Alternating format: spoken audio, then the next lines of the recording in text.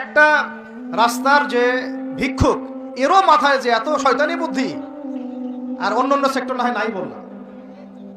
আপনার কাছে টাকা যাচ্ছে গাড়ির গ্লাসে নক করে, ও কিন্তু পাটা ভালোই আছে, ও ল্যাংড়ানোর অভিনয় করতেছে।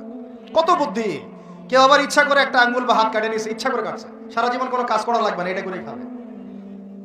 কেউ আবার ইচ্ছা করে হিজড়া হচ্ছে এই শহরে, এটা সারা জীবন কাজ করা লাগবে না, এমনিই খাবে। কত বুদ্ধি মানুষের মাথায়, চিন্তা করছেন? যাকে আপনি টাকা দিচ্ছেন 10 টাকা, ওর ফ্ল্যাট আছে, আপনার কিছুই নাই, ওরই জমি আছে, হিজড়ার সর্দার BMW চালায়, আর আপনি কোন রকম একটা এক্স করলা ম্যানেজ করতে পারেননি এখন পর্যন্ত।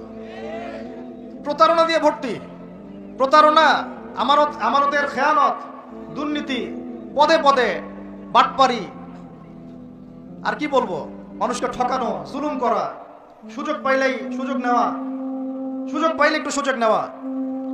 আর বিভিন্ন জায়গায়, স্পেশালি মানে কিছু কিছু বড় বড় জায়গায় এমন কিছু মানুষকে বসায় দেওয়া হয়েছে যাদের মনে হয় ইসলামের নাম শুনলেই ভিতরে মানে তেলে বেগুনে জ্বলে ওঠে একেবারে।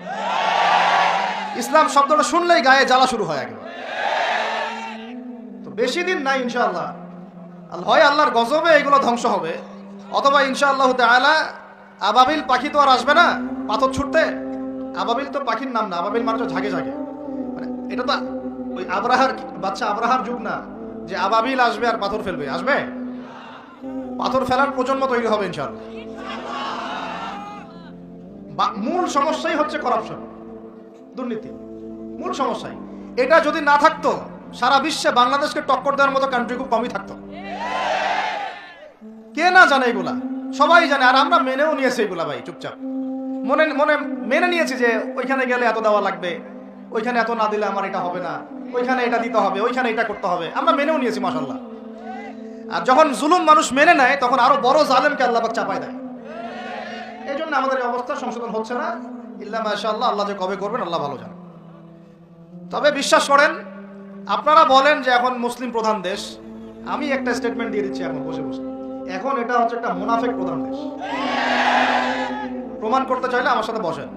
মুনাফিকের আলামত যে কয়টা আছে, কি এক নাম্বার কি, কথা বললেই মিথ্যার উপর দাঁড়ায় আছেন সবগুলা। 2 নাম্বার, আমানত রাখলেই খেয়ানতের উপর খেয়ানত, খেয়ানতের উপর খেয়ানত। মনে করেন আমি একজন ইমাম সাহেব, আমি যদি আমার দায়িত্বে পালন ঠিক মতো না করে আমিও খেয়ানতকারী। এই যে লেকচার দিতে বসছি, এখন আমি যদি চিন্তা করি যে ডাইনে বামে কথা বলে সময় পার করে দেই, হক কথা বলার দরকার নাই, বললে আবার এটা সেইটা, আমি হচ্ছে এখানে এই চেয়ারের খেয়ানতকারী। প্রত্যেকটা ক্ষেত্রে চলতেছে এগুলা। 3 নাম্বার হচ্ছে যখনই ওয়াদা করে, কি করে বলেন তো, কয়জন ওয়াদা রাখি আমরা? কোন কোন সময় দেখা যায় অমুসলিম ওয়াদা রাখছে, মুসলমান রাখে নাই।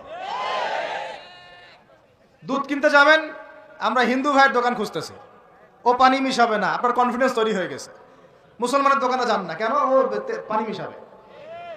কি একটা অবস্থা, কি একটা অবস্থা। নবী সাল্লাল্লাহু আলাইহি ওয়াসাল্লাম একদিন এভাবে লেকচার দিচ্ছেন, মানে খুতবা দিচ্ছেন, একজন দাঁড়িয়ে বলছেন সাহাবী যে কবে কিয়ামত হবে ইয়া রাসূলুল্লাহ? তিনি বলছেন যে যখন দেখবা যে অনুপযুক্ত ব্যক্তির হাতে দায়িত্ব অর্পণ করা হয়েছে, তখন ফান্তাযিরুস সাআ, কিয়ামতের অপেক্ষা করতে থাকো। আমরা এই যুগে বাস করতেছি না?